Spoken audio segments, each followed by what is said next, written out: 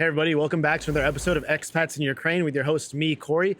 Today my guest, she's American, she's from Nashville, Tennessee. She's a journalist currently with United 24. Her name is Audrey MacAlpine, like the tree. Like the tree. Like the tree. Yes. How are you, Audrey MacAlpine? I'm good. It's a bit chilly in Kyiv right now, but otherwise, fabulous. A lot of people say it's a bit chilly in this studio too. Do you feel it? Yeah, I've got a scarf, so I'm good. All right, it looks great, by the way. Yeah, it's my thing. You did like another podcast where you had a scarf too, right? I did. Yeah, this is like slowly, I'm becoming a red scarf girl. A red scarf girl. I think. Yeah. Yeah, that's great. No, it's great to have you. I've been a fan of yours for a while. When I was reading about you, I became even a bigger fan. So it's so great to have you here. Well, I actually was a fan of yours before you even know who I was. And I saw your video. What was it? When you're on the bus and you're like, oh, when they're giving the money, or when you're like when you miss your stop because you're afraid to like pull the thing. Oh no, because you have to yell like Nasnovka or Nasnovka? Nastovnoka. It's like in Russian. The Ukrainian one is Nazupinka. Nazupinka. I'm probably saying it like with a horrible accent. But anyways, you're supposed to yell it like if you're in the back. And usually I sit in the front, so I just go like Nazupinka, like yeah. But sometimes I'm like, damn it, I don't want to yell it because people look at me, look at this foreign guy, who is this? And if he doesn't hear me, I have to use my big boy voice. Yeah. And you just betray yourself. Yeah, I would be going like all the way to like, you know, Kharkiv. I just wait till it stops and I'm like, okay, I guess this is my stop. Kharkiv. Yeah, I feel that. I felt that one a lot. Yeah. But yeah, so you're from Tennessee. Do you know how I know you're from Tennessee? How? Because you're only 10 IC. Oh, that's because they did this nice hair and makeup on me. Exactly. No, I mean, I hardly meet people from Tennessee, but I know this joke, and I'm finally glad that I can use it. Well, you're welcome. Yeah, there you go. Yeah. Nice scarf. So, anyway, let's get into it. Usually I like to start off with an icebreaker. So okay. The 10 IC wasn't that? No, that was the icebreaker. I mean, this is me just trying to poke fun at you. Okay. I'm gonna be doing a lot of that like during this podcast. Okay. But yeah, I just want to start with that one. Yeah, exactly. But okay, so it's this or that kind of thing. Okay. So Nashville style barbecue or Ukrainian style barbecue? You know, with shashlik and all that. Oh, well, my dog's name is literally Shashlik, so I'm going to go Ukrainian. Ukrainian style barbecue. Yeah. Okay. So, I know. So in Tennessee, are they big on barbecue? I was just Googling stuff and Nashville style barbecue came up. There's Tennessee style barbecue, then there's like Texas style barbecue. I think what makes Tennessee style barbecue is that it's got a thinner barbecue sauce. Mm. It's more like not as viscousy. Another great word. Would you say healthier? I mean, you could. Yeah, sure. Yeah, let's say healthier. Okay, it's a little less sugar. A little less sugar. Yeah, exactly. Okay, right. I guess healthier then. Yeah. But I've actually been to Tennessee before. You have? Where have you been? Knoxville. Knoxville. Yeah, it's the volunteers, right? Volunteer state. Yep. You know, volunteer. Volunteer from the volunteer state. There you go. What a coincidence. Yeah. But I was there. I was traveling across the U.S. on my motorcycle. Cool. And I was passing through Tennessee and I stayed a couple nights in Knoxville. Did you go to Dollywood? I didn't go to Dollywood. Is that in Knoxville? It's just outside of Knoxville. Oh, okay. It's literally a whole theme park dedicated to Dolly Parton. She built it, and it's incredible. It's like you can eat turkey legs. You can like shoot, things. I mean, it's very... Yeah, she's a national treasure. But I was a younger person back then, Yeah. Now you're serious. I'm serious. I would definitely go there now. Eat that turkey leg. Yeah. But okay, next. Cumberland River or the Dnipro River? I think at the moment I'm going to go Cumberland only because Dnipro River, because of the war, it's like, it's not a nice place to swim at the moment, isn't it? It's not, but people do. I mean, I was not swimming in it, but there's this, I guess, church holiday. It's called Vodochrestia. Okay. And it's, so basically people go down to the Dnipro and they dip themselves in the water. Oh. Yeah. In the cold. In the cold water, yeah. So they go and then they like dip. Ice bucket challenge, but basically, yeah. Yeah. They dip themselves 3 times. They do like the cross. And it's supposed to be kind of like this, the cleansing your soul. You're like reborn, baptism. I need that. Yeah, exactly. Should have gone then. I should have gone. I was there. I was cold AF.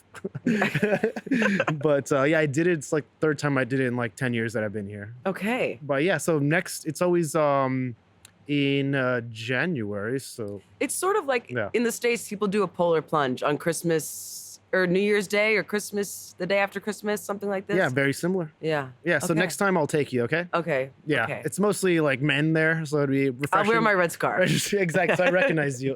That's not her. 1 second. Okay. Yeah. Definitely her. Okay. So next, this might be tough for you. Oh. Appalachian folk music or Ukrainian folk music? Oh, that is so tough I told you. because I played Appalachian music. Okay, also Appalachian or Appalachian?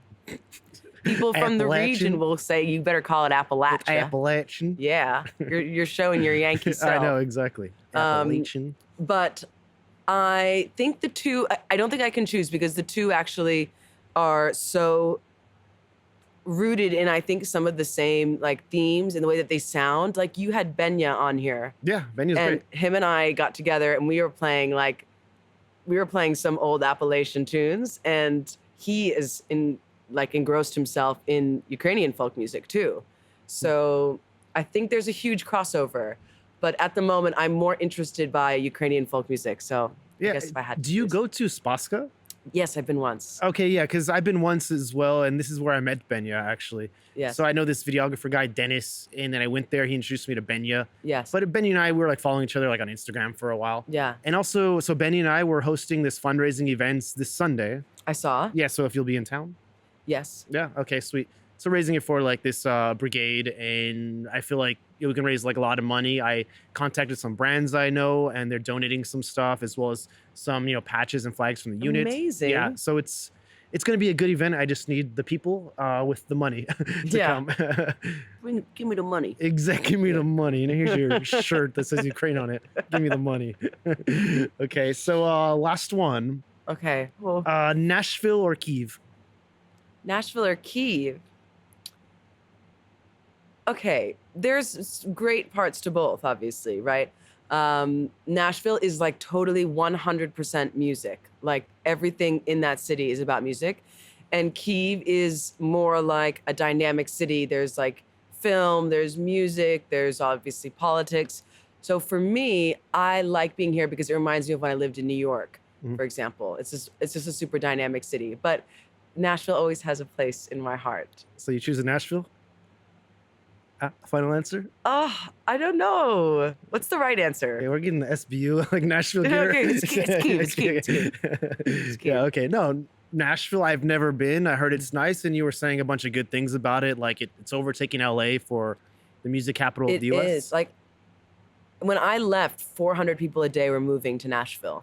It's got more cranes in it than New York City, like for Okay, yeah, building. yeah. So it's just like, it's coming up in terms of US cities. People are moving, especially post-COVID, people moved there a lot because they wanted like more land and more space.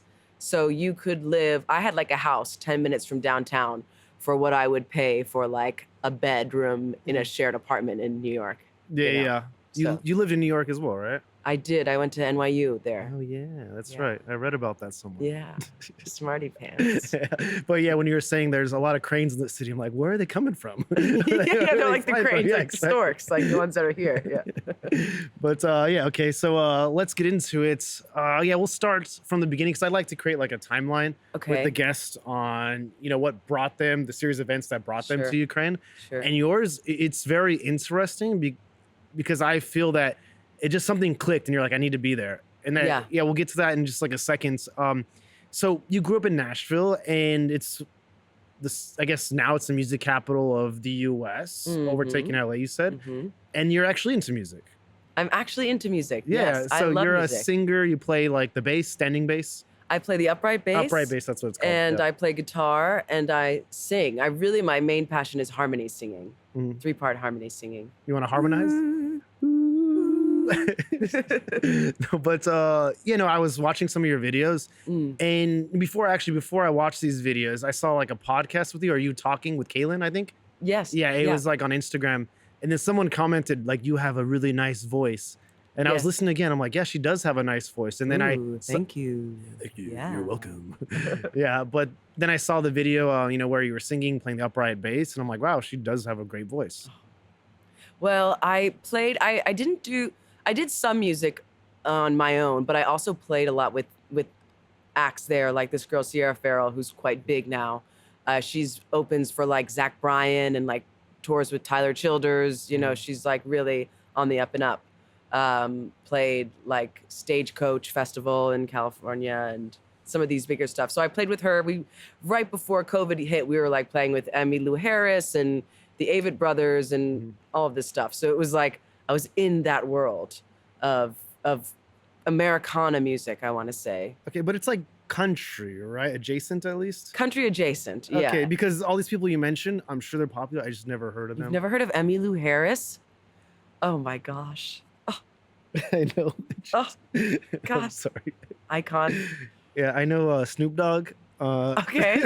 Yeah. Drake. Drake. Yeah. Okay. How about Edward Sharp, Magnetic Zeros? I know that. Yeah. Okay. So they were also playing this festival. Okay. Yeah. Right on. Yeah. Yeah. Wow. Yeah. It's very good bands. Yeah. Magnetic Zeros. I know they were a bit weird. They were like up in their room, like doing out of God knows what. Like it was like a cult vibes. Yeah, these are your people. Well. Right on. So you're doing music. So you grew up in Nashville. You basically have no connection to Ukraine, right? Like you don't have any family members. None. My brother had a dog in college that was from Ukraine, a golden retriever, And that's a the white closest one. connection you had. And that's the closest I have. Yeah. Okay, so growing up in Nashville, so you have no friends that are Ukrainian. You have no family members of Ukrainian. Did you know anything about Ukraine, like growing up there? I would have struggled to place Ukraine on a map. That's horrible to say, but it's the truth. Yeah. I found out about it because I was just like everybody in February, the early days of February 22, where it was in the news, like, will Russia invade Ukraine? Troops are piling up on the border, this and that. And it was post-COVID and like, everybody was in this weird brain fog. And like, we were all used to looking at the news a lot as well. And I remember being at the Station Inn, which is like the home of bluegrass in Nashville. And I was working at the door for my friend's show, like collecting money as people came in. And like just looking at my phone, and it was around 9 o'clock that night, probably around 5 a.m. here, when the war started, when they started lobbing, rockets into Kyiv, rockets into Kharkiv. And I turned to my friend and I was like, I think World War III has just started. No. And then from there on, I was glued to the phone, and I was just seeing Zelensky had called people to come and serve in the Foreign Legion. I considered Really? fighting in the Foreign Legion. I like even opened up an email to my embassy because that was the protocol. You're supposed to email your embassy and get permission. And then like as I was writing it, I was like, this is ridiculous. I have absolutely no skills. What can I do instead? Which led me to looking for volunteer groups. So you were in Nashville at this time. Yes. Okay, and I was reading about you. Like there was an article. I think you wrote it. It's like a autobiography kind of thing. Mm-hmm. So you were in Nashville. It was COVID, so you didn't have like a lot of work from your from touring with your. Yeah, music was dead. Okay, yeah. At this time, yeah. Okay, and so then you're watching this like because everyone is used to doom scrolling, I guess. Then you were watching this, the events unfold in Ukraine. Did you think they were going to invade? By the way. I didn't. And I've been wrong. Like, even with Syria, I didn't think Assad would get ousted either. So, and I didn't think like Trump would win. Like, I'm really like, my barometer is way off. So I should have known that they would just because I thought that they wouldn't. Yeah. What did you think? You were here. Yeah, I was here. Yeah. So I was living in Kyiv, in Kotyubinsky. And I'm not sure if you know where this is. It's like a enclave. It's its own kind of district, but it's part of Kyiv city. It's like a weird thing. But anyways, it's near like Irpin, Bucha. Like my doctor's office was in Bucha, where I would go get my tax documents. It was in Irpin, so I'm familiar with these areas. And there's a forest that separates Irpin, Bucha, these other cities like Ostomel and Kotyubinsky. And so I was there, and my friends were telling me, like, dude, do you think they're going to invade? I'm like, I don't think they're going to invade. Yeah. And after a while, like a week before, he was like, I have my contacts at the embassy. They're getting ready to leave. They said they're for sure going to invade. Wow. And I told my ex at the time, I said, you know what? Maybe we can go to your parents' place, like in Mukachevo, which is Western Ukraine, and we can like lay low for a while. If nothing happens, we can come back. We went. Sure enough, they invaded. I was there for like 3 or 4 months, like in Mukachevo. What did you pack? I mean, what does one pack when they're leaving? It's interesting that you ask. Like we took all the documents, of course, Sure. because if they do invade we won't have access to this. So I took all the documents. I just took clothes enough for maybe like 1 or 2 weeks, because I didn't think I was gonna be there that long. I thought it was all posturing, but just to be safe, we should leave. Yeah. And also, one thing I did that I've told this before on the podcast, but I'll tell it again. One thing I did that I thought was very unusual at the time, and I look back on it, I'm like, wow, like it's very kind of, I'm not smart, but just very kind of, I don't know, it's had a deeper meaning. And it was my father, he passed away. He was a military guy. And he had, if you're a military guy and you passed away in the US, they have like this whole ceremony where they do the gun salute, the taps, and they fold up a flag. Yeah. And they give it to like the next of kin. Yeah. So they gave it to me, and I had it there. I was at the funeral. I had it, and I took it back with me to Ukraine. So I had it in my flat, and then I was thinking, okay, if like the Russians come, I wanted to hide everything that was kind of like American, and like especially like this flag. What if they see an American flag? Maybe, they will tear the place apart. Maybe they'll try to find out who this is. I don't know. And so I hid it like under like the couch, like in like a deep, like kind of nook. And I don't know why I thought about it at that time, but I kind of subconsciously I knew the Russians were capable of, doing this, like this, I don't know, terrorizing the people. Yeah. And I didn't want to be involved in any of that. So I'm like, I better safe than sorry, better hide this kind of stuff. Wow. Yeah. And then I didn't know what they were capable of exactly. And once they left Bucha and Irpin, you see kind of like the horrors that came out of there. So I mean, like, wow. just that process. Did you have a moment when you're taking that flag and burying it in your couch where you're like, this is absolutely surreal? It felt surreal, but then again, I didn't really think they were going to invade, but I don't know why I had the urge to like put it there. Yeah. Like just in case, but why am I hiding American? I don't know. It was just like, I need to do this. Yeah. I don't know. It's like such a weird thing to look back on. Absolutely. Yeah. I think that the thing about it is, and I remember when I first came to Ukraine, this preconception I had of like, why aren't people leaving? Like, why would you stay in a city that's getting bombed? And I think a lot of people feel that. Even you think about like in the States, like when the tornado or hurricanes come into Florida and you're like, why did those people stay? That's so stupid. But again, like in those moments, you never know how you're going to act. You don't actually know if it's going to come. Yeah. You don't know that Russia's going to come until you look out your window and there's Russian tanks rolling down the road. So I think that that's something that you don't understand unless you're actually there. Yeah, and a lot of people weren't prepared because, like myself, I took like precautions, but other people were like, they're not going to invade, don't worry about it. And even Zelensky at the time, he was kind of like downplaying it a little bit. He goes, everything will be all right, don't panic, guys. I can understand kind of the rationale behind that. Whereas Joe Biden was saying the opposite. He goes, guys, if you're in Ukraine, you need to leave now. Like something's going to happen. But the State Department always says that, so you never know. Yeah, like, exactly. Yeah. But it was kind of conflicting, and the people in Ukraine, at least, my circle of friends, they were like, oh, nothing's really going to happen. Like the Ukrainian people I know. And then once they invaded that same day, it was chaos in Kyiv. I was messaging my friends and they were trying to leave. The trains were full. All the roads were blocked. You couldn't go west towards Zhytomyr because that road was blocked and the Russians were coming. You love Zhytomyr. I love Zhytomyr. And it does exist, by the way. Kind of. But and the Russians were coming from the north, like to kind of stop that highway. So people had to go south through like Fastiv and Bila Tserkva. Wow. But those roads were packed and it wasn't moving and terrifying. It was just chaos. Yeah. Wasn't like Michael Douglas here? I'm actually not sure. Was he? I thought there's footage of him, like he had been here filming a documentary, and then there was like Michael Douglas like walking along the side of the road in this traffic. Yeah, I think I heard about that. Yeah. Yeah. Anyways, intrusive thought. But it was complete chaos. And after a week or so, when people understood, because they were giving out guns to like people, to do like some urban warfare to defend the city. And then once people understood that Russia isn't going to get Kyiv, this is when people started to like, oh, we need to help out. We need to, collect supplies at the train station. So a lot of my friends would go to the train station, pick up supplies, deliver them to people. And then they were starting to fortify like Kyiv a bit more. And then this is when the Russians like retreated. Jeez. Yeah. But it was quite wild.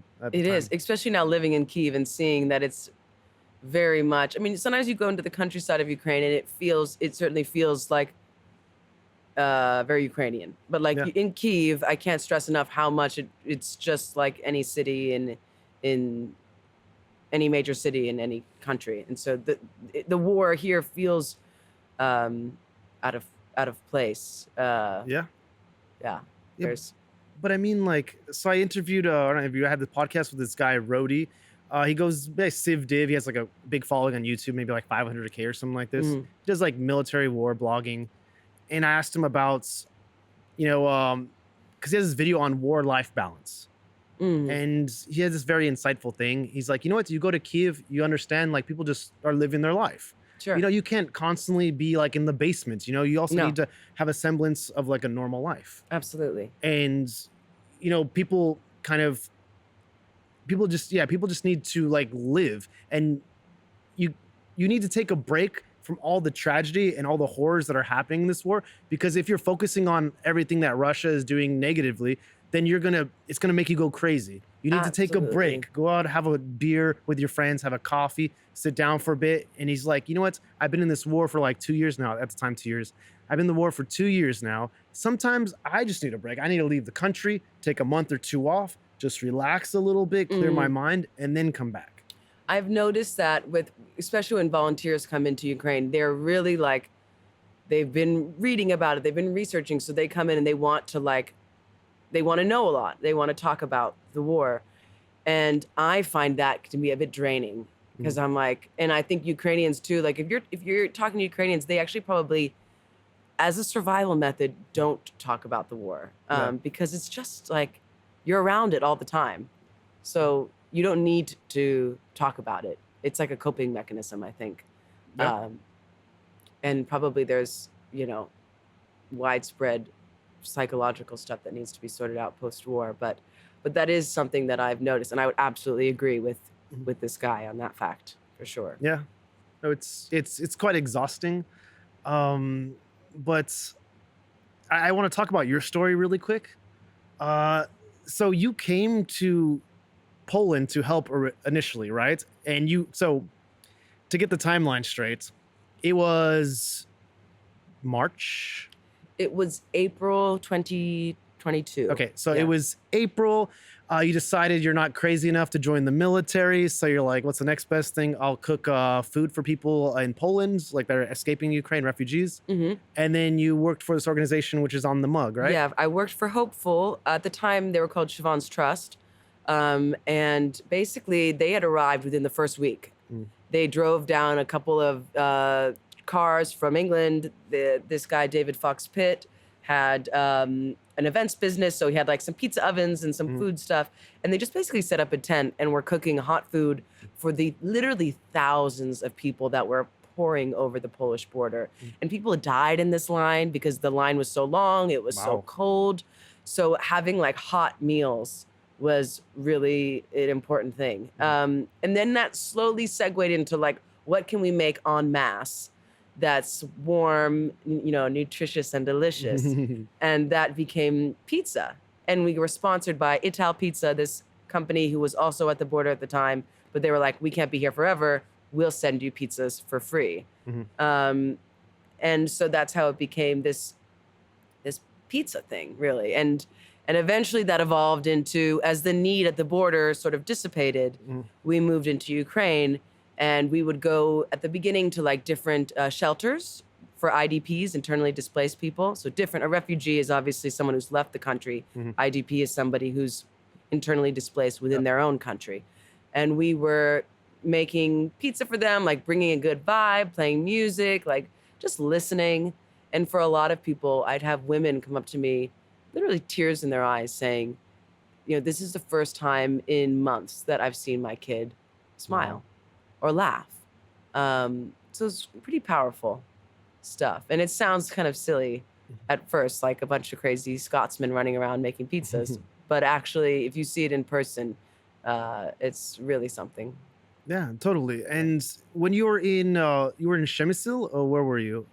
Yeah, we're in Medica, technically. Medica, okay, yeah. so near the border. Yeah. And the people that are crossing the border, you know, who were they? What was like demographic here? It was like women and children mostly? Was it just everybody at the beginning of the war, or? It was women and children, and I think at the time I didn't know enough to really understand the demographic. But looking back, getting out of the country, I think, like we talked about, this decision whether to leave. And I think for people who of lesser means, leaving was a much scarier prospect. Yeah. I remember meeting a girl who was a blogger, and she was videoing it. She was Ukrainian. She said, I'm just doing this because I want people to see that it's actually okay when you leave. Yeah. It's not this big, scary place. So I think probably you had more people who were a bit more upwardly mobile, a bit maybe had a bit more money who were leaving because they had the capacity to. Yeah. Yeah, but yeah, there was chaos at the border too, like the beginning, like I guess month or two. But yeah, after this this demand dissipated, I guess once the refugees they got settled in Europe, and there wasn't like a big demand for food at the border anymore. This is when you came to inside Ukraine. And what was your first experience in Ukraine? Like, what was it like for you as someone that didn't know anything about Ukraine like a few months prior? Yeah. I was shocked when I saw Lviv. I was like, what is this place that's been hiding? Like, it's absolutely beautiful. All the Austro-Hungarian architecture. I remember because it was still dry. You couldn't drink in Ukraine in the early days of the war. And I remember going to like an Irish pub for a meeting, and the guy ordered wartime tea with a wink. And this white teapot came out, and they poured it in, and it was clear, and it was vodka. Yeah, of course. So I was like, oh, this is like a spy movie. Like, what is this? But yeah, I guess that is what struck me. What also struck me is just that even saying the name of a town where someone came from, like saying Mariupol, someone would just literally disintegrate into tears. And how much emotions at that time were still right on people's sleeves. But so there was the open struggles, but also these silent ones. It's not like you come to Ukraine and everyone's like, climbing through trenches and like, wailing on the streets. It was like this very silent struggle that people had. It was this far off look in a kid's eyes, or like the dark circles under a mom's eyes. It was this that one had to become accustomed to seeing and kind of fine tune their own self to understanding and being sensitive to, which was really at the beginning something that I had to learn. Yeah, but one thing I like about you, Audrey, after I was reading like articles that you wrote, one thing I really like is you see kind of like a deeper meaning like in stuff. Thank you. And I think this is like really nice because you'll say like, the stare in the kid's eyes, the wrinkles, like the bags under like this woman's eyes, people coming from Mariupol telling their story, and then everyone just breaking down, and then whenever I was reading your articles, I was like, wow, like I've seen people like this, but I never really connected like as like a deeper meaning. There's like something else there. And I really like, appreciate you, noticing that and actually talking more about that. I know, because I feel like it's very important, but this is one thing I noticed through your writings. You have like these kind of deep connections and meanings to things. Yeah, I don't know. I'm very generic. Everyone's the same. I think it's important, and in my writing, like I try to show, not tell. Like sometimes when it comes to Ukraine, I feel like people are just shoving stuff down your throat, how you're supposed to feel about it, what you're supposed to think about it. And I think the most powerful way is to just like offer them the things that you're seeing. Yeah. And let them hopefully see and feel it for themselves. And so that's what I tried to do in my writing when I can. Yeah, no, I can see why United 24 hired you. You're such a good writer. Yeah. Thank you. It's going to compliment you the whole day. You have a nice scarf too. Only 10 I see. Only 10 I see. Exactly. Yeah, girl. But, oh, by the way, speaking of this, this wartime tea or something. Yes. I remember I was in Lviv a few months after the invasion. Sure, like Lviv city was dry, but if you go outside the ring in Lviv, you can get alcohol. Oh, okay. Yeah. And so one time I was with my friend, so I was staying with my friend Nastya, and it was like her mom, and they're very like proud Ukrainians. They take everything seriously. And then we went out to like this shopping mall, like outside the ring. And there was people waiting in like these long lines buying alcohol because it's like one of the only places there that was open that was selling alcohol. That was selling it. Yeah, and she would shame the hell out of them. Like, look at you guys, it's a war in my country and you guys just want to drink. Shame on you all. Yeah, gosh, we needed something. Yeah, it's so funny. She like look it up and down the line, like shame on you all. Oh no, and you're like, having a flask. Like. Yeah, exactly. I'm like, yeah, shame on you guys. Hide it better. I will never forget the first time I came to a shelter. It was when we were just doing day trips into Ukraine at the border, and we went to this place in the woods. It was like an old spa, and all the ladies came out and they started singing for us and looking up at the sky. And like I had never heard this sort of dissonant Ukrainian folk harmonies before, and I was like, wow, that is beautiful and haunting. And they were singing up at the sky and they were crying. And it was so moving. And then we went inside after, and this dentist, who was sort of one of the only men who was at this shelter, he was a bit older, he pulled out this bottle of champagne and he was serving it. And we were like, oh, no, we can't. He's like, no, I insist. And he said, I had this bottle of champagne and I was saving it for the victory. But now I realize that victory is a long way away. So please drink this with me. Wow. And I was like, that it was sort of May at this time, and it was when people started to realize that it wasn't just, it wasn't going to be over soon, and that was a struggle, and that was just like a sort of a sobering moment, I think, for me to be a part of with these people. Yeah. So yeah, the role of alcohol in Ukraine and in a war. I mean, it's celebratory. It's also medicating. It's so many But things. it was like early on in the war. Nobody knew what was going to happen. Yeah. So we need everyone to have like complete their wits about them. Yeah, exactly. Yeah. But I was staying like in Zakarpattia Oblast. I'd never even heard an air alarm until that trip to Lviv a few months after the invasion. Interesting. Yeah. But I was telling my previous guest that I was documenting like the days leading up to the war. I was documenting everything. We'd watch the news. We'd watch Joe Biden speak with the family. I would record all of that. I'd record us walking through the city. I recorded like the morning when they invaded. I recorded what the vibe was like. I recorded when they stopped selling alcohol. Yeah. I recorded when, the shelves were starting to dry up, empty out. I recorded when people were waiting in long lines at the bankomat, at the ATM. Yes. I recorded when I went to the ATM and there was no money left. I was recording like all this stuff. That's fascinating. I mean, Yeah. I'm sure looking back at that too, it's like, I mean, even just to see how much better Biden could talk 2 years ago. Yeah.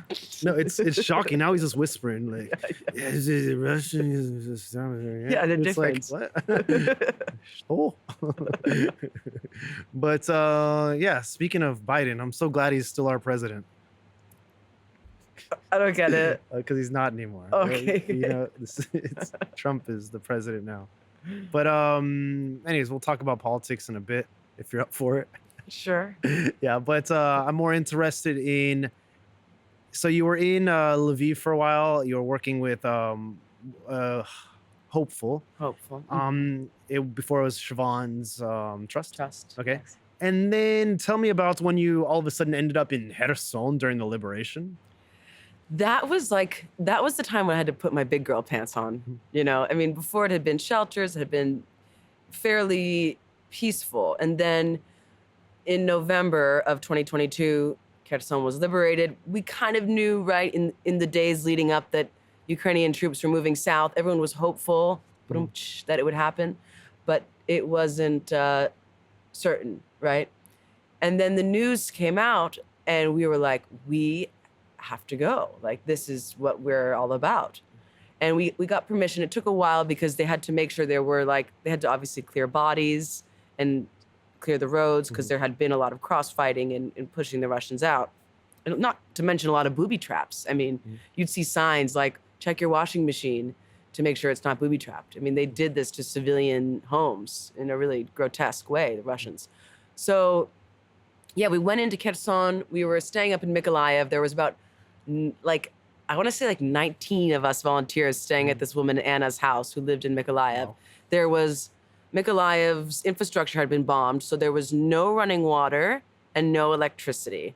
And they just had their sauna pool filled of brackish salt water, because basically when the pipes stopped working, they just brought in seawater, but then that screwed the pipes up, of course. So it was a whole mess. It was very smelly, 19 volunteers living in a house. And we took our trucks and we went down into Kherson. And I remember coming into the square that you had seen people waving flags and this like historic thing I had seen on the news, and seeing it for myself was really awe-inspiring. Mm-hmm. But just as soon as that happened, also too, a guy knocking on the window, the police, and saying, you know, you got to park down there, and you know, boom, boom, shelling had started.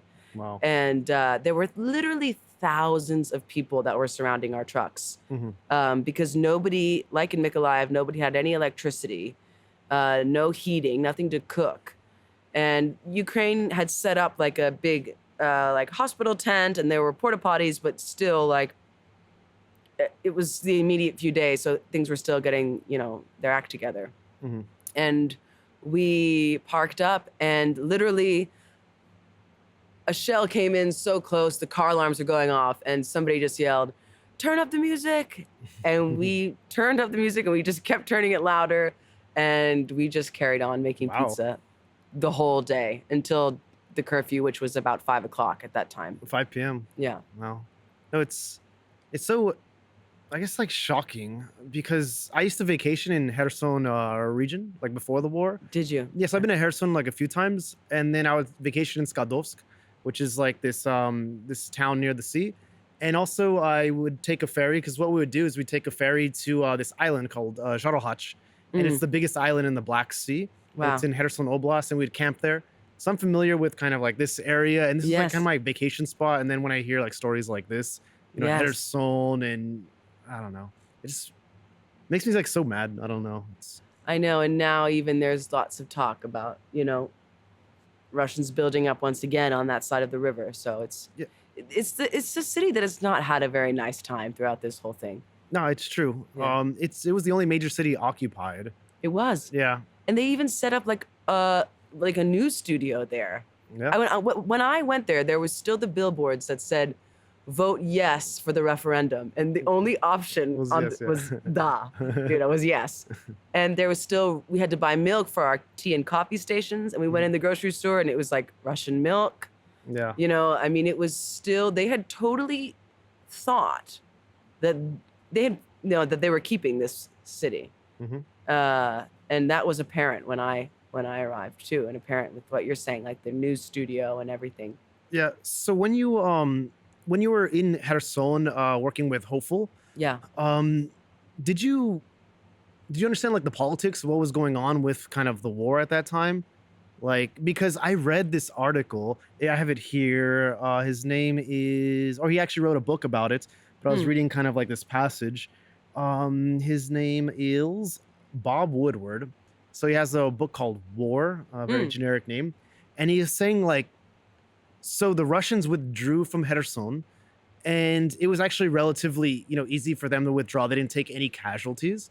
Yeah. And he was saying in this book that the West and Russia, they made this deal saying that if Ukraine shells us while we're leaving, we're crossing the river, and while we're leaving Kherson, then we're going to escalate this and use nukes. So yeah, Ukraine was in a position to really push the Russians out of Kherson and chase them deeper into, because they didn't build any fortifications across the river. And, you know, Ukraine could have, you know, shelled them hard, you know, chased them further out of Kherson Oblast, but they didn't. They let them cross the river relatively unscathed. And then they started to build the fortifications across the river, the Russians. So there was like this backdoor deal that went on. And I was reading about this. Wow, I had no idea about that. Yeah, and I wanted to ask you about like if you understood this or felt this when you were there. But yeah, I mean, this is kind of, it's like a newer kind of, I guess discovery. It came to light recently. So yeah, maybe you can look it up later. Fascinating. Yeah, I think sometimes when you're so in it, you, as just like a survival method, like we said, you kind of have to turn those blinders off. Like I remember when I was all the time before I started working in news, I actually didn't read too much news about Ukraine because it was just like too depressing. Yeah. You know, and it was nicer just to relish in the hopeful moments of it. But I think that, yeah, all those stories, I mean, can you imagine? There's already a show on Netflix that's about to come out about a Ukrainian soldier. It's like, but it's produced in the US. So like, can you imagine, you think of all the World War II films and shows, can you imagine that will probably come about Ukraine, you know? No, it's true. And this is history. You know, you're in Ukraine. This is like a big part of history. Mm. Yeah, I remember I used to teach English at a private school here in Kyiv when I first came.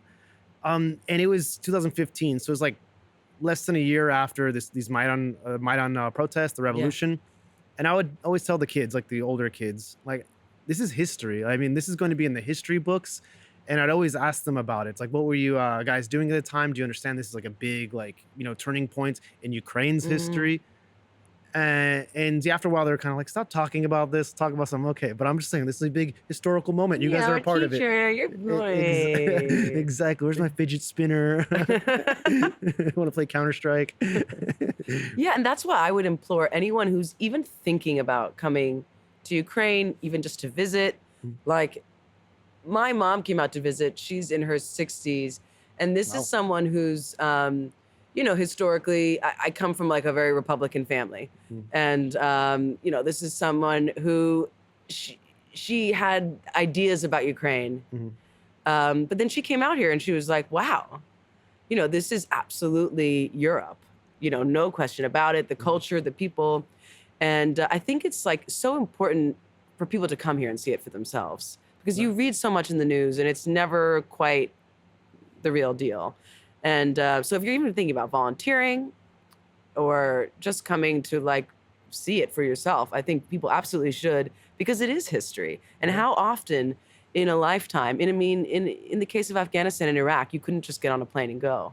But in the case of Ukraine, you can. And Ukrainians want people to come here too. So, so anyways, yeah, I echo what you're saying about history happening right in front of us, right before us. Yeah. And when you said like your mom came, I thought that was like so cool because, you know, it is a country at war and your mom actually was brave enough to come, you know? Yeah. Yeah, I try to convince my mom to come. She's like, hell no. Really? Yeah. Yeah. But yeah, speaking of like volunteers, so I did one day at Lviv Volunteer Kitchen because my buddy Noah, he works there and he's like one of like the head chefs there at the volunteer kitchen. And so I went there one day just to like check it out. So I was only in town for a couple days. And then I met this woman there that was volunteering. Her name's Barbara. And she's older. I would say like 80 something. Wow. Yeah. And she was there like, you know, she's trying her best. She's doing a good job, by the way. She's very Sure. mobile. But she just looks like, you know, an older woman, like old lady.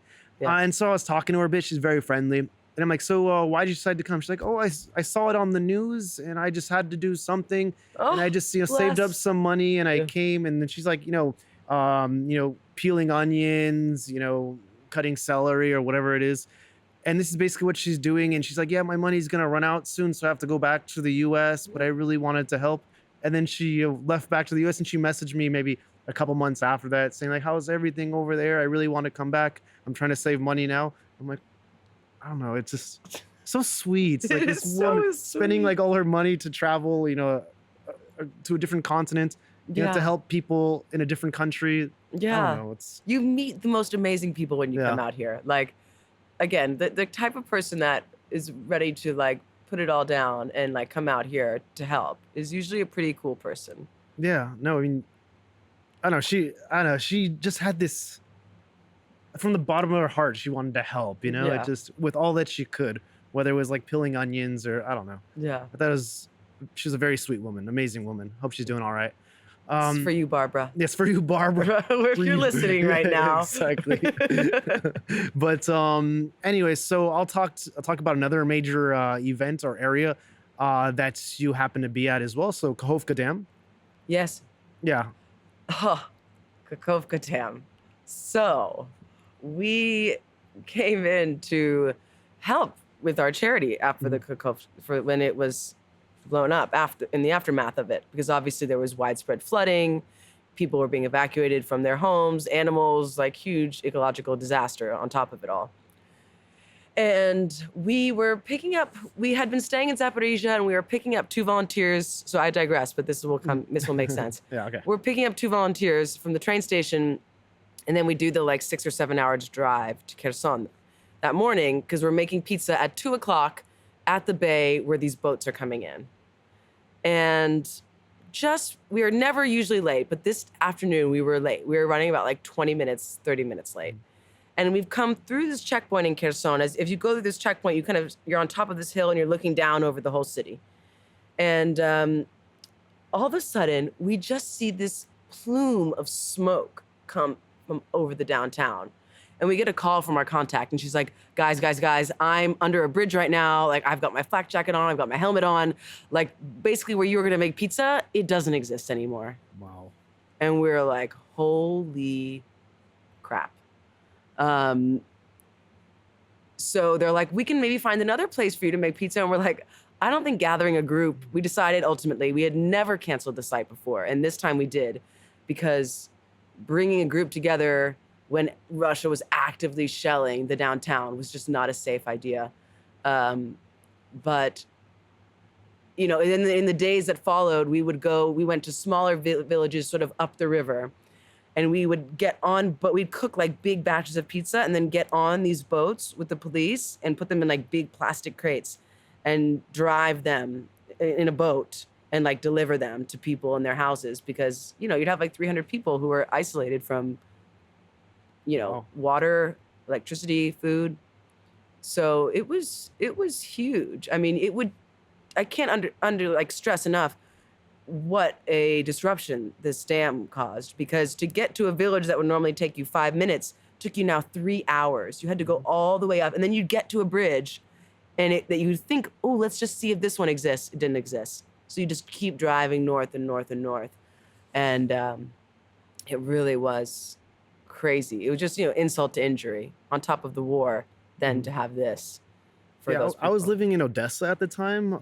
So I was out of Ukraine at the exact time, but 2 days after, we came back to Odessa, my ex-girlfriend and I, because she was living there. And I remember, they had like a bunch of stuff like on the beach, like do not swim. Billboards were all over. Yeah. Do not swim. Do not get in the water. Contaminated.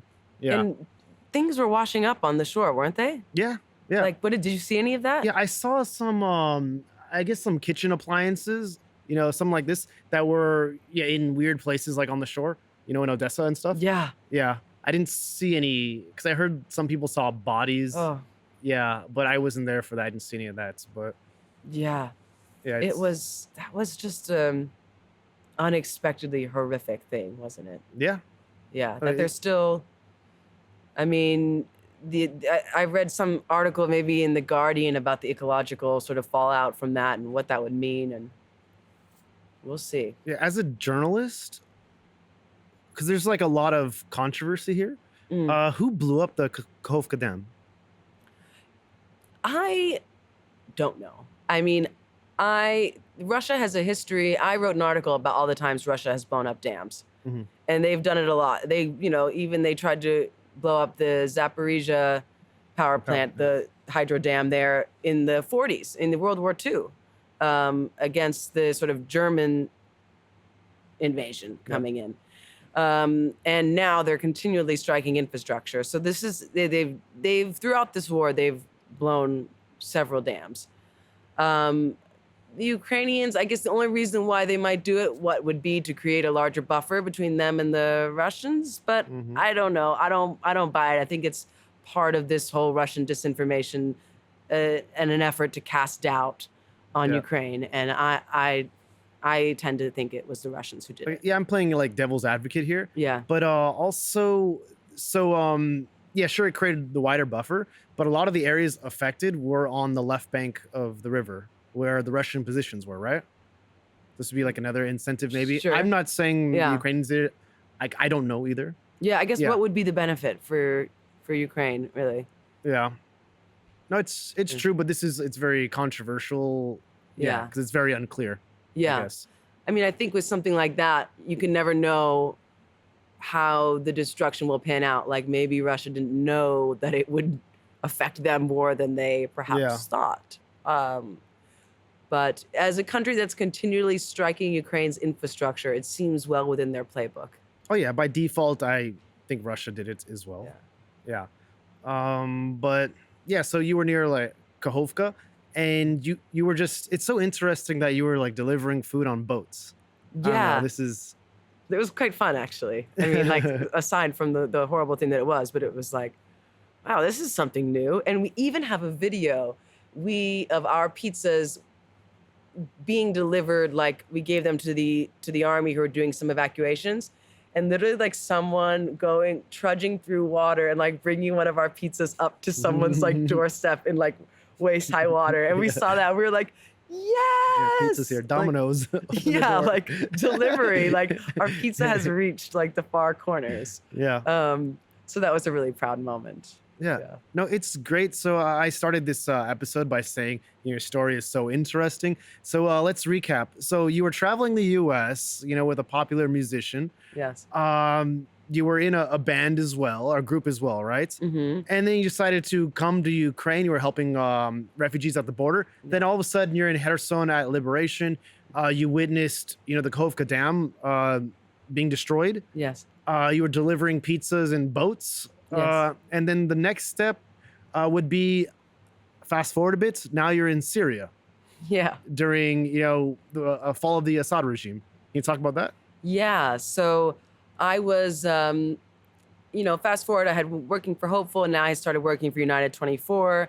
And I had written this article after Assad fell just about this Ukraine connection. Mm-hmm. So I was really interested by that because there's a lot of Syrians who actually live in Ukraine. There's kind of that, and they both had the same aggressor, Russia. Mm-hmm. Russia played a huge role in propping up Assad. It was basically like a trial run for all the weapons and all the horrible things that they did in Ukraine, mm-hmm. from chemical weapons to, different types of bombs and things like that. So I went there. It was pretty ad hoc. I just like got a hair across my ass to go. And I connected with a local person who was sort of like my fixer.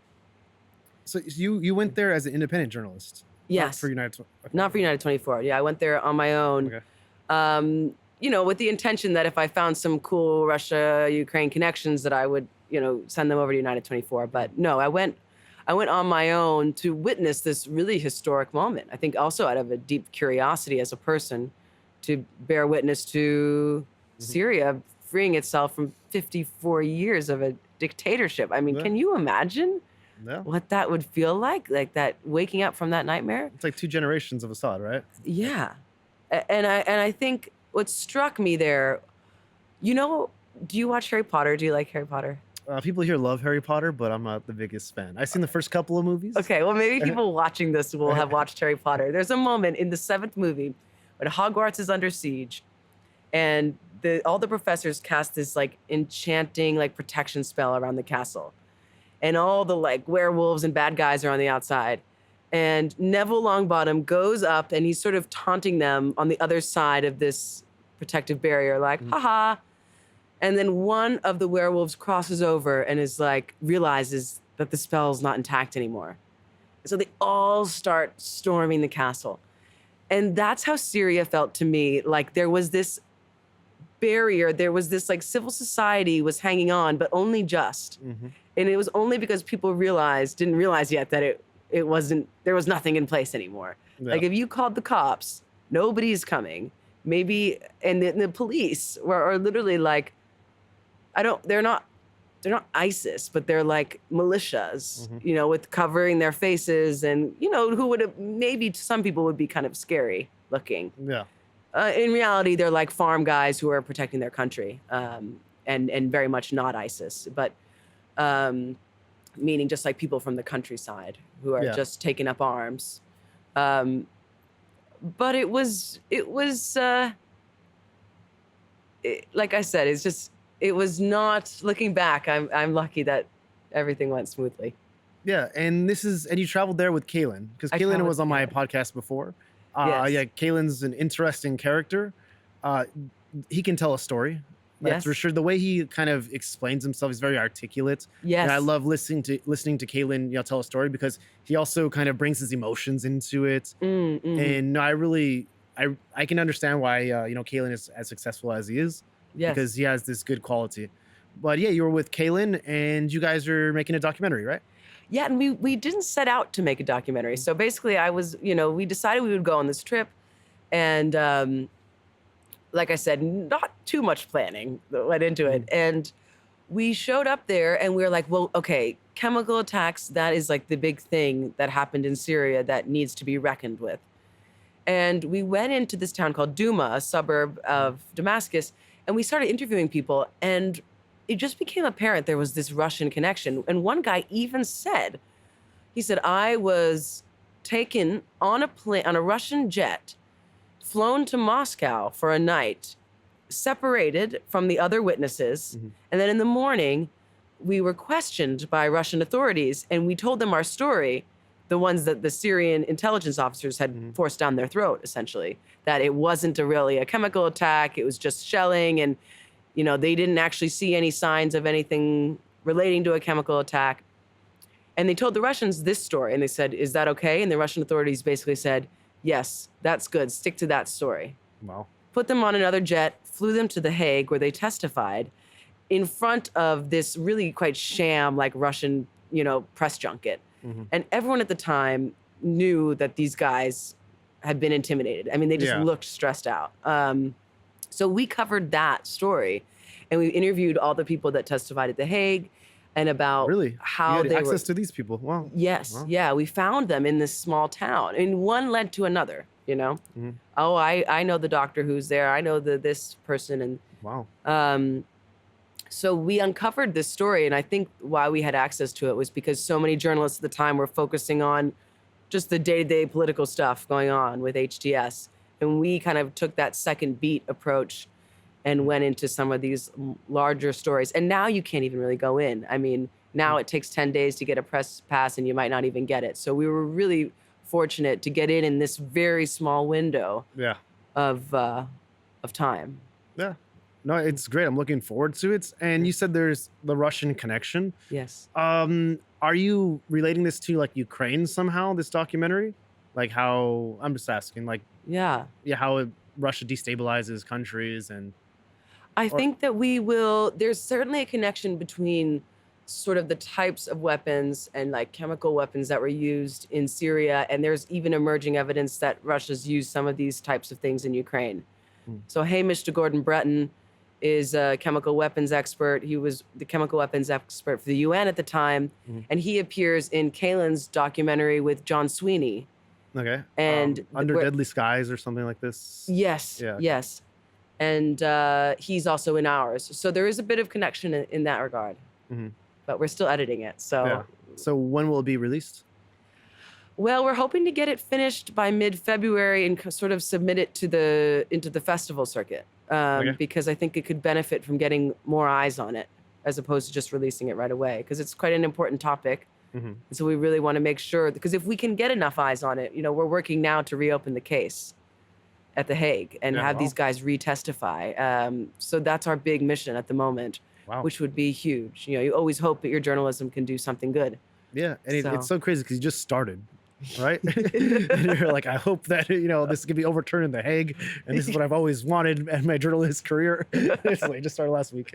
I feel like I found my passion. I feel like I found my calling. I loved music, but this is like, I was just out near Izium this weekend, and I was embedded with the 3rd Assault Brigade with their medics. And the girl who's the press officer is a former actress. And I was like, what is it about acting or even music that makes someone sort of well-suited to this job that she has now, or even into journalism? And she said, I think it is empathy. Empathy, yeah. If you're a musician, if you're in the arts, you have an empathy that makes you be able to understand a story and tell a story. And so for me, that's what I've brought from music. That's really just made me fall in love with journalism so much. No, you're really good at it. Like, you found a passion, but you're also very talented at it. It's not like you really like doing it, but you're not good at it. You're really good at it. Yeah. The way you tell a story. I was reading your autobiography, like this article that you did. And I read the whole thing, and it was super intriguing. And I'm like, I'm so glad I messaged you to come on, because I want to talk about every single thing here. Yes. And so after all this, I wanted to make this joke. You're like the Forrest Gump of like happenings right now. You're like everywhere. I was there. Well, I'm like in the submarine as the Baltic Sea cable gets like cut. Exactly, on the boats. Like a fish. Exactly, like the Forrest Gump. But so I want to talk just a bit about U.S. politics now. Okay, let's do it. Let's do it. Yeah, no, I wish you luck on this documentary with Kalen. Thank you. Kalen, he knows how to put, he's editing, right? He's editing. He's a beautiful editor. He's Yeah. a beautiful storyteller. Yeah, that's what I'm saying. Like he can, tell like a good story through editing as well. So I'm sure it'll be a success, and I hope you guys win like plenty of awards. And Thank you. if you kind of get like a DVD or a Blu-ray of it, I'd love to have a Give you a little screener, a little press screener. A little yeah, sneak exactly. peek. No, I'd love to have like a tangible item as well with your signatures on it. So when I Oh. tell people like when they overturn that thing at the Hog, like this is her. She's The like, Hog. the Hog, the Hague, or whatever you want to call it. There's some Tennessee barbecue. Is that a hog? A whole hog. But yeah, okay, so US politics. Okay. You are from a deep red state, right? And Donald Trump, you're the candidate for the deep red state, got elected. Or he got Sure. elected, but he got inaugurated. And he signed a bunch of executive orders recently. Yes. He said the war in Ukraine was going to end in 24 hours. It hasn't. Sure. Yeah, how do you feel about all this, especially coming from, a state like this where you have family members that probably may have voted for him, friends that maybe may have voted for him. Now you're seeing exactly what's going on in Ukraine, and Yeah. the severity of like the actions in the US can kind of cause a snowball or ripple effect to people here losing their lives. Sure. Yeah, how do you feel about all this? I feel a sort of cautious optimism Mhm. about the Trump presidency for Ukraine, which I wasn't sure of before. But I think the rhetoric that's come lately gives me reason to feel optimistic. Of course, people say things on the campaign trail, like 24 hours. I think everybody knew that wasn't really realistic. But he appointed this guy Kellogg, who's going to run, it's like the peace envoy, he's been to Ukraine several times, and he seems like a pretty sensible guy. So I'm hopeful with that choice. Kellogg has said the war will end, in like 6 months. And Trump said like the first 100 days or something. So, or at least they would try to do that. I'm also a big advocate for like no peace talks about Ukraine without Ukraine. I think that is what worries me, that, there's going to be a call. There's this talks of this call between Russia and the U.S. coming up, between Putin and Trump. Yeah. But, Ukraine should be on that call. Well, I mean, it involved. undermines Ukraine's sovereignty. Absolutely. Yeah. Yeah. What do you think? I mean, what's your take? You're an American, but you're from a blue state. Yeah, deep blue, yeah. Yeah. But honestly, I feel the same. I'm cautiously optimistic because Trump, to me, is a wild card. I feel like domestically, he's not good for the country. But I'm just thinking as, I guess, foreign policy for Ukraine, just this specific thing. I feel like he is a wild card and anything can happen. I had John Sweeney on the podcast as well, and he was saying that Trump, he's compromised by the Russians. He has their best interests because there's a lot of compromise on Trump, something about a piss tape. And he was very adamant, like it does exist, so he's going to bend the knee to Putin no matter what. And this got me kind of, I guess, anxious because of Trump. At the time, Trump wasn't, he hasn't been elected yet. So anyway, fast forward to like a few days ago, Trump was saying that, if Russia doesn't come to the negotiating table or they don't negotiate to some sort of deal, then he'll place, even tighter, stricter sanctions on Russia. He said this last night, didn't he? Yeah, it's like yesterday, Yeah, exactly. Yeah. So this kind of surprised me. Yes. Yeah, so it's like, I don't know, I just feel like he can, and then somebody on my podcast recently somebody here on my podcast, I think it was Mishko. He was doing some stuff with UATV before, and he was saying that, Trump, he's like narcissistic, and he wants to be the hero. And if he can solve this whole, end the war in Ukraine on Ukraine's terms, he will be, a big hero. It'll boost his ego. But I feel, I'm in the middle somewhere, and I don't know. I think being a wild card when it comes to dealing with Putin is not a bad thing.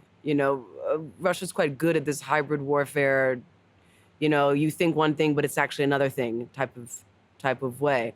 I think what's been really interesting is to see Zelensky's approach to Trump and how that relationship has evolved. I remember at the Notre Dame Cathedral opening, you saw Trump wearing yellow and blue. Yeah. And him and Zelensky sitting quite near to each other. They had a meeting with Macron, and And even just recently at this summit in Switzerland, what's it called? Davos. Davos, okay. Yeah.